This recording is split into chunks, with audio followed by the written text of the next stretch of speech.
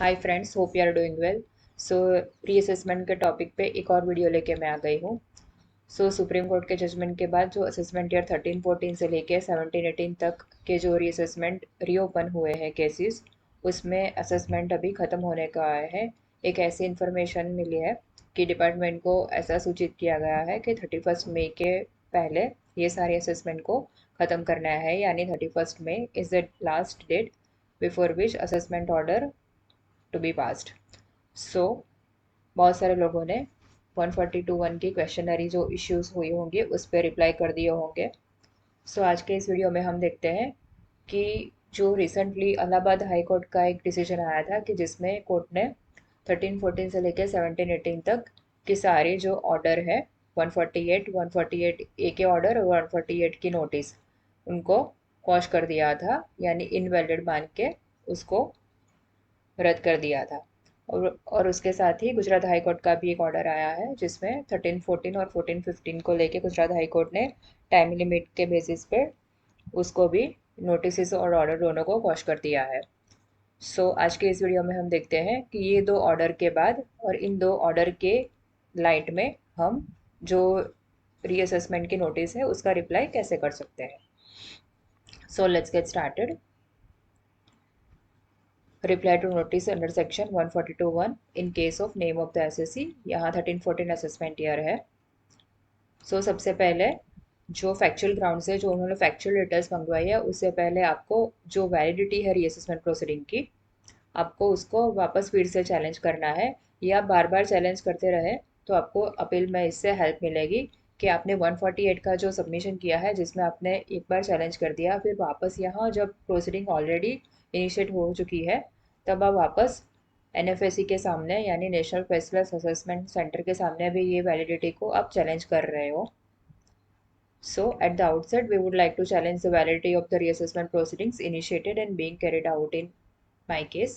We had made detailed submission in this regard in response to notices issued 148 AD. The same are being reiterated as under. First is where reopening is bad in law. Our case was originally reopened via notice so and so under erstwhile provision of the section 148 as held by the Honorable Apex Court in case of Ashish Agrawal. Notice is issued between 1st April 2021 to 30th June 2021, issued under the old scheme of the reassessment, shall now treated as a notice is issued under 148A under new regime of the reassessment, which was introduced with effect from 1/4/2021. As per the amended section 149(1)(a), no notice can be issued after the 3 years from the end of the relevant assessment year. However, time limit for the 3 years is stretched to 10 years in special cases where assessment is more than 50 lakhs. In our case, notice was issued for 13-14, which is way beyond 3 years. Hence, it appears that it got selected in the light of 149(1)(b). As per the newly introduced provision, notice of the reassessment can be issued up to 10 years from the end of the relevant assessment year only if A was in possession of books of accounts or the documents or evidence which reveal such assessment is income in form of asset amounting to rupees 50 lakhs. The asset being define, यहाँ act में asset भी define किया है कि 50 लाख से ज़्यादा में कौन सी एसेट हो सकती है। इमूवेबल प्रॉपर्टी बीइंग लैंड और बिल्डिंग और both, shares and securities, loan advances deposit into bank account. By this notice, we have been informed that the impugned assessment of income in our cases is non-disallowance of the interest expenditure for alleged non-deduction of TDS. यहाँ interest expense को disallow करने की बात ही है, which is not asset. Of course, it is submitted that the alleged non-deduction of TDS and proposed disallowance related to that too does not create any asset as such. Hence, the condition for reopening squarely fail. We do respect, it is submitted that the provision of 149(1)(a) and (b) are mutually exclusive and to be read restrictively.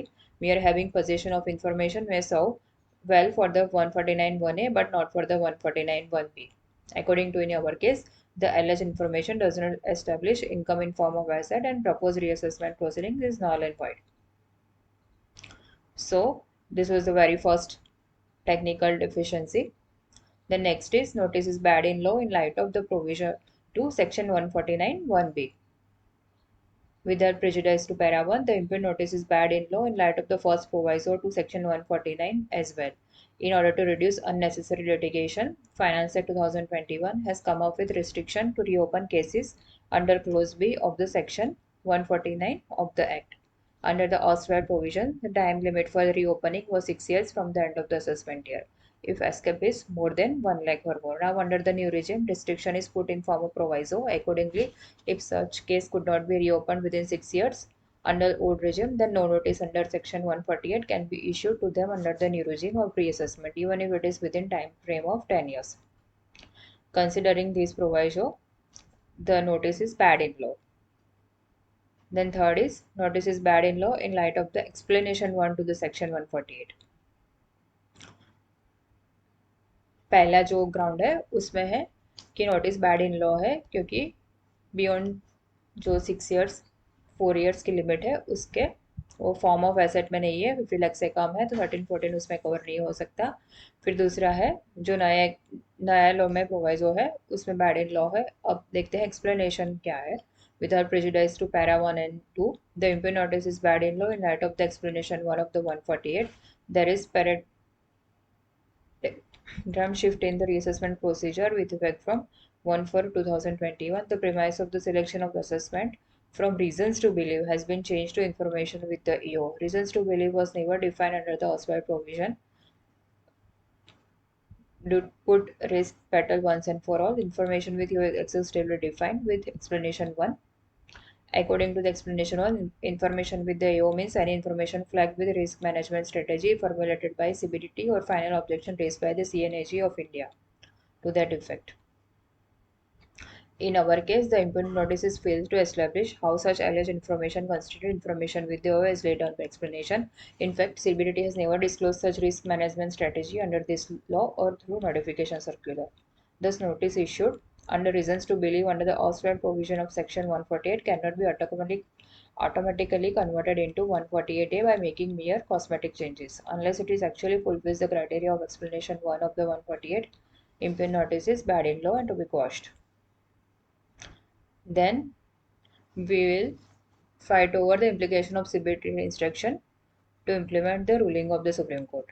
The instruction issued on 11/5/2002 suggests that for the EY 13-14, 14-15 and 15-16, fresh notices under section 148 can be issued if case falls in category of section 142, 149 2B.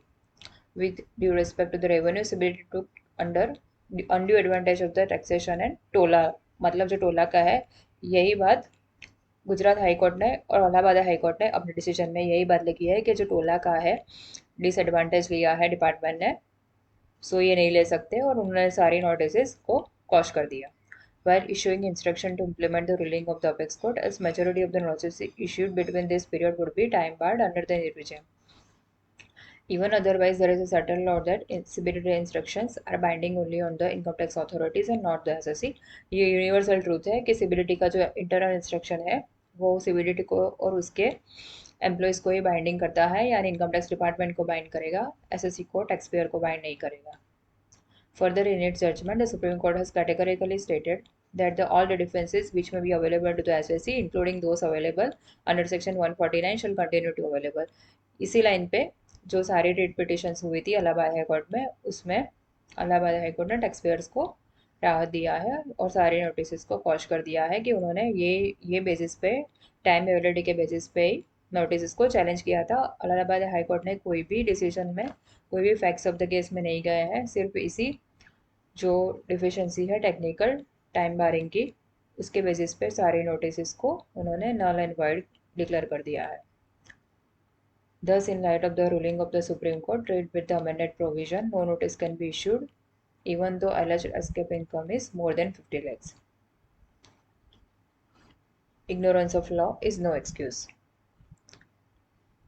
यहाँ थोड़ी income tax department की new reassessment scheme has been introduced by the Finance Act with a view to reduce litigation, which was substantially inevitable in erstwhile scheme of the reassessment.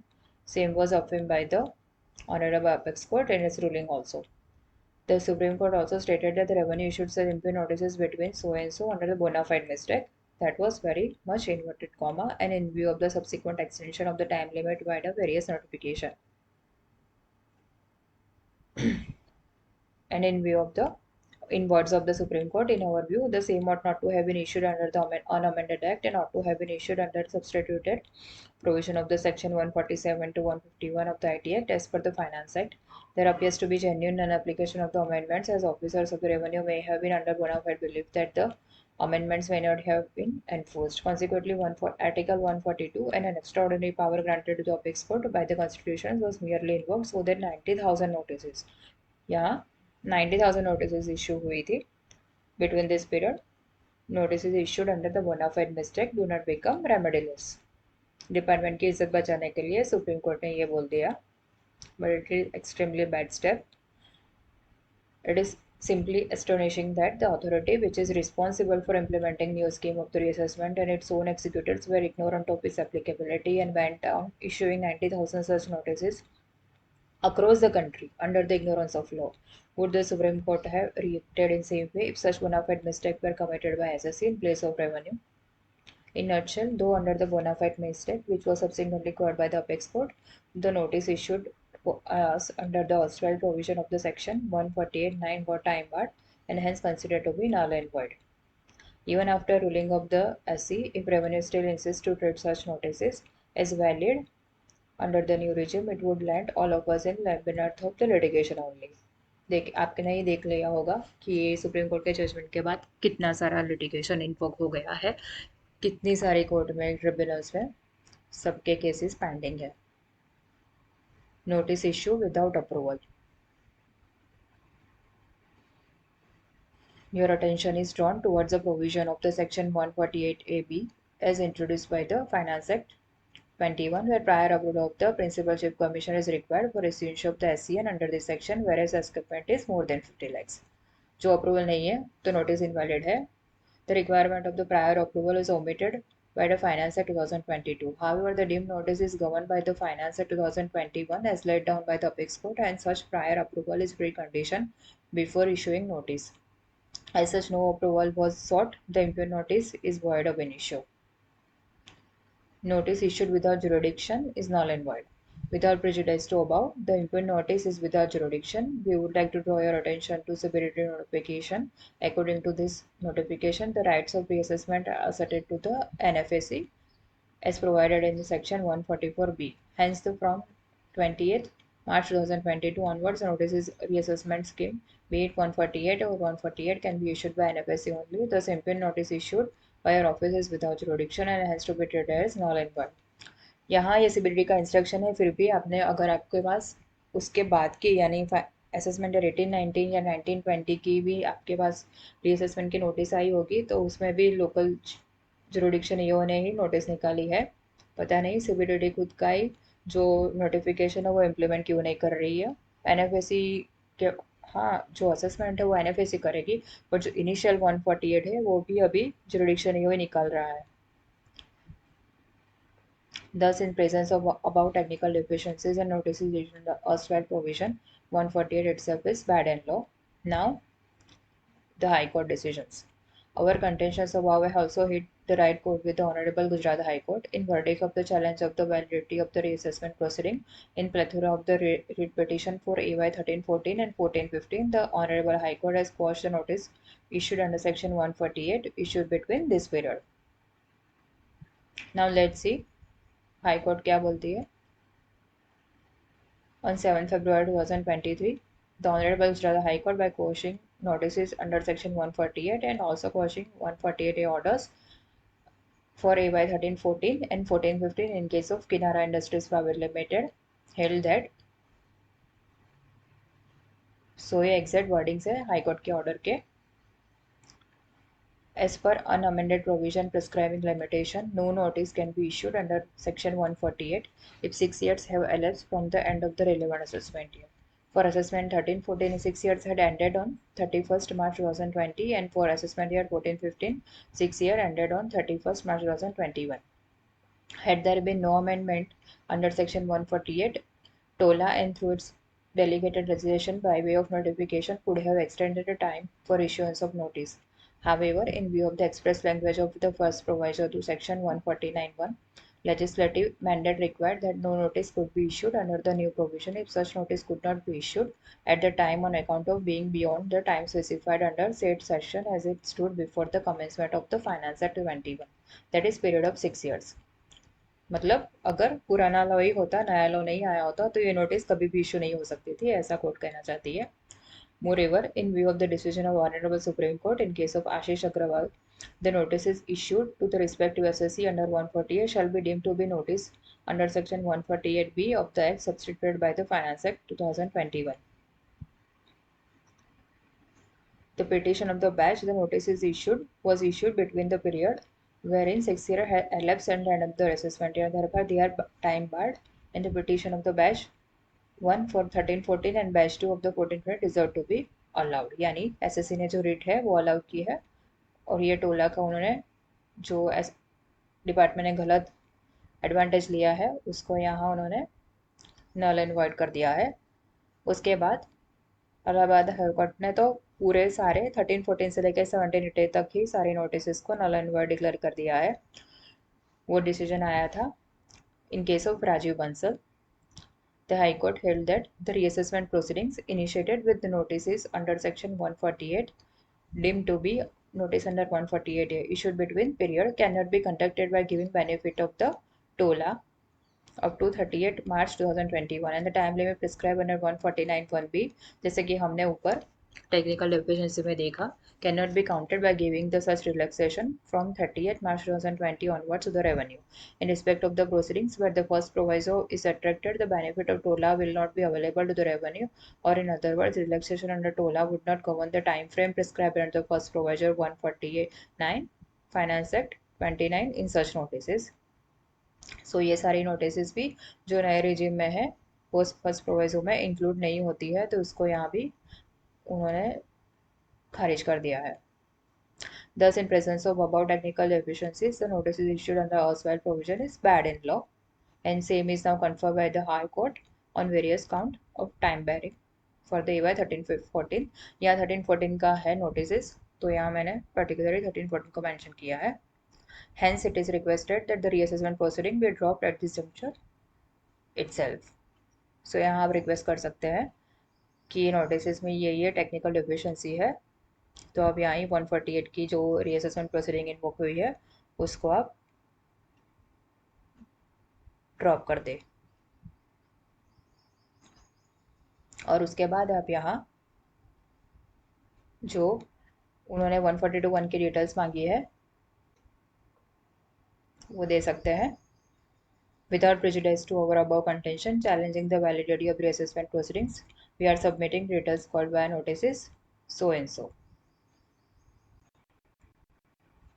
So friends, I hope ये video को पसंद आई होगी. आप भी अपने जो submission है उसमें स्पेशली आपके ईयर को लेके ये जो दोनों हाई कोर्ट का डिसीजन है वो कोट कर सकते हो, और आपकी जो वैलिडिटी है वो वेरियस टेक्निकल ग्राउंड पे during the course of assessment भी चैलेंज कर सकते हैं.